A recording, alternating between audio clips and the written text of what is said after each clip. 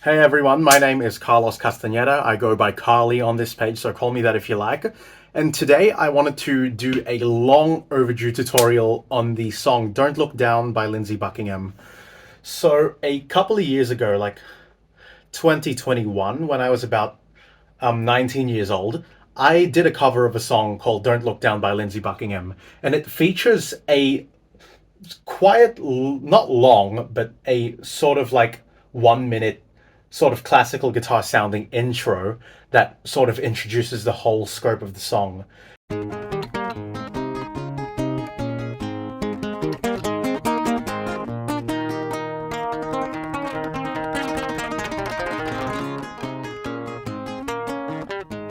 And as Lindsey put in his own words, he wanted to like take something that would sort of like set the stage for the song. And so I did a cover of that. And a lot of people have been asking me for a tutorial. And the reason why I haven't done that until now is because I didn't really have the musical knowledge for transcribing guitar lines. But now that a couple of years have passed and I've been taking sort of classical guitar things a lot more seriously, I'm proud to say that I have now developed a transcription for it, and I will be running you through that today. So I want to go through a couple of different ways on how you can approach this song, how you can approach it with sort of contemporary techniques or with classical techniques, and also different things that you can do to the song to make it more suitable towards your playing style. So to begin with, let's do a few playthroughs of the song.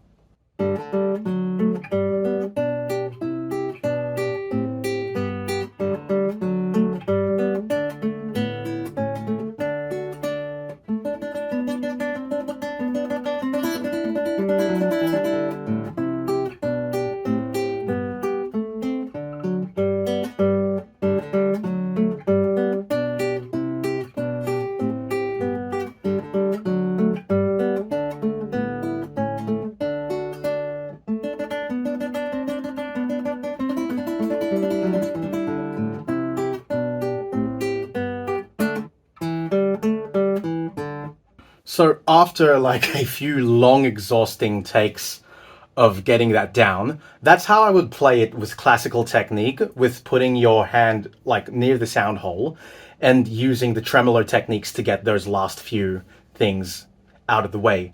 Now, the way Lindsey Buckingham does it is in more of a contemporary way, where he rests his palm on the bridge and plays it sort of like steel string acoustic guitar, and so forth. Let's have a look at how that's played as well. And I'm going to put the same transcription up there.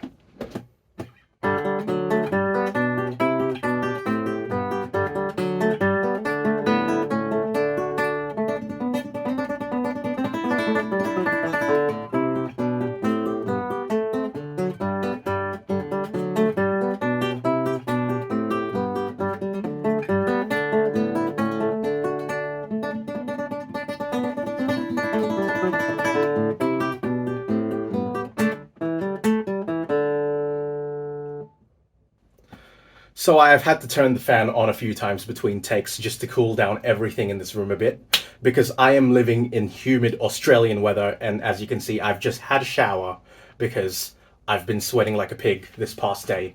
But other than that, I hope that both demonstrations that I've done have been helpful to you, and it can inform you in the way that you play it and whichever way you prefer. So, of course, the first example was sort of playing with classical technique.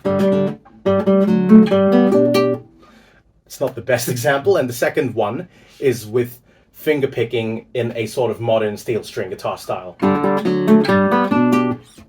So yeah, pick whatever one you like. And of course, because this is not a classical song, you can interpret it in whatever way you like. There's no right or wrong answers to it.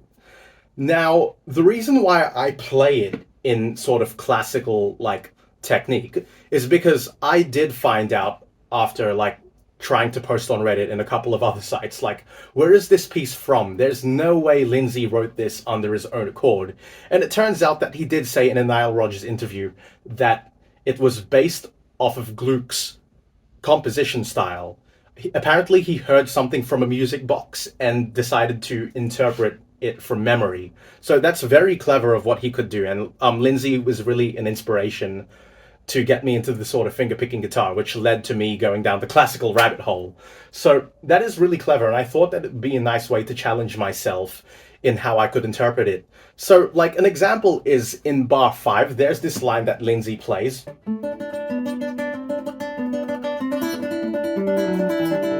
One thing that I used to do in practice, and a lot of people said that they liked this sort of line better just because it doesn't sound as showy as some classical guitarists have called this piece on Reddit. This is the way I've done it. So that is also an appropriate way that you can do that, which sounds a lot more...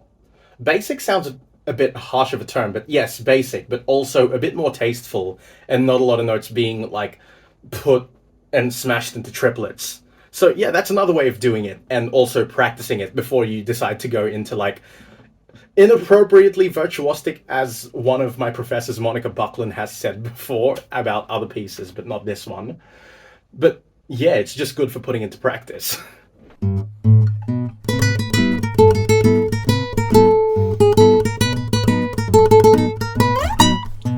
Now, another thing is that this is my first attempt at transcribing something for fingerpicked / classical guitar.